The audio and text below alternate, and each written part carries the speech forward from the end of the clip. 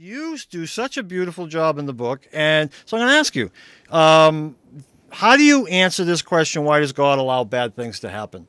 Oh, Your answer seems to begin with a definition of God, so, if you want to start there, fine. However you want to answer it. yeah. So I have in the book, the question, why would God let this happen?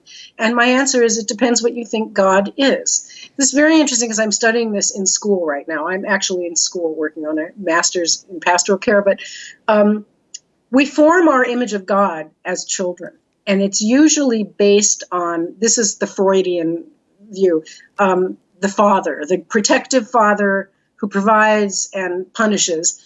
And that's one theory, that's where we get our image of God in the Judeo-Christian world. So that's what people think God is, a protective father or mother that rewards you when you're good and punishes you when you're bad. This is what people are taught in Sunday school. By the time you're 5 or 6 or 7 years old, this is what you believe. So now you're 37 and some terrible thing happens, like your child dies, and all you have to refer to is that Sunday school image of God. You're still thinking like a 7-year-old. And I see so many bereaved parents who are like that. I have one client who thinks that, her child had cancer and he died, and she thinks God is punishing her because many, many years ago when she was in college, she had an abortion. Ah. And so to pay back for that life, Yeah. God took the other life. Yeah. And that's the way a 7-year-old would think in Sunday school. So she never developed her theology beyond that. And most people don't. We're stuck in Sunday school theology because that's what our parents gave us. That's what the culture gave us. By the time you're 7, it's all set in stone. Mm-hmm. And no one thinks about it anymore until something bad happens. And then you ask that question. Well, why would the protective Father God let this terrible thing happen to me, to you, to anybody?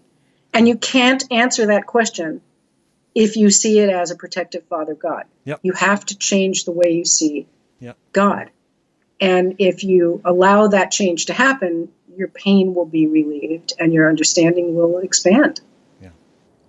I mean, that's the biggest question, I think, in the work that I do, biggest question in the work that you do. I mean, if people can understand that, they can get to that place where they understand that, I'm pretty sure everything else sort of falls into place. I mean, if you get that, and it changes your life because when bad things happen to you, you're no longer feeling like a victim. You're no longer feeling like you're being punished or ignored by God. You're recognizing that this is part of life.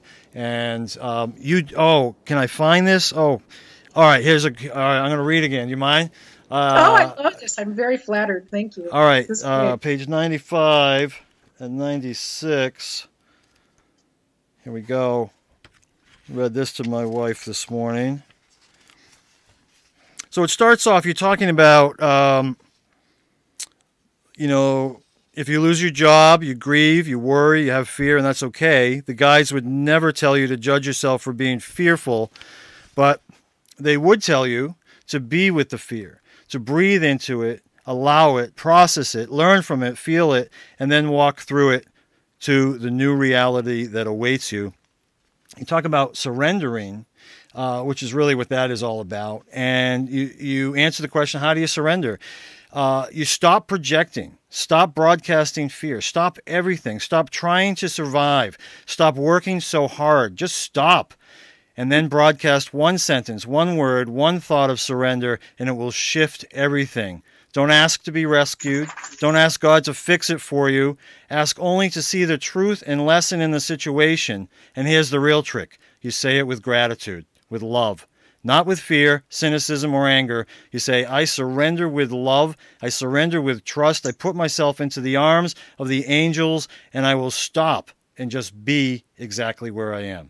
I got chills right now. I just got chills reading that. Me too. I can't believe I wrote that. It's been a while since I did that. Isn't it beautiful? Sometimes it's nice just to have somebody else read your words. You're like, whoa, hey, that's pretty good. That's great. That's brilliant. I don't even know how else. How would you add upon that? That you don't need to. Well, that's a very Buddhist practice. Yep. What I was describing there, and I learned that during the time I was writing my first book, A Swan in Heaven. when I was first beginning to communicate with my son, and I was still in the first year of grief, and my heart was very open, and there was a lot of suffering. And I lived in this little cabin on top of a cliff overlooking a river, and I would go out and stand on top of the cliff. And I had done this seminar with Richard Groves where he taught us a word. It's an Arabic chant called Inshallah. And it means I give it, Allah's will be done. It's a Muslim prayer. And it just means I give it up to God. And I would stand on the edge of this cliff and I would scream, Inshallah, Inshallah. And I would just cry and you just give it. You give it away. And, the Christians say, give it to God, give it to Jesus. It's the same thing. But then you have to be comfortable being with the anxiety. Because when you give it away, you still have it. Yes. You're just releasing, you're clinging to it. And this is what Buddhism teaches. This is what Pema Chodron teaches, a wonderful Buddhist teacher, that it's all about being with uncertainty. Sit there with your angst and breathe and know that it will pass. At some point, you have to stop trying to control it. Yeah.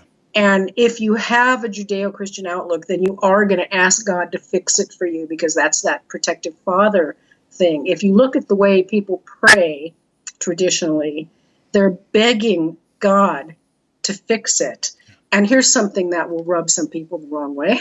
It's Christmas time right now, and I was watching some kids sitting on Santa's lap asking for Christmas presents. And I always say this, you know how you never see Clark Kent and Superman in the same place at the same time? You never see Santa Claus and the God of the Old Testament in the same place at the same time, because they're the same guy.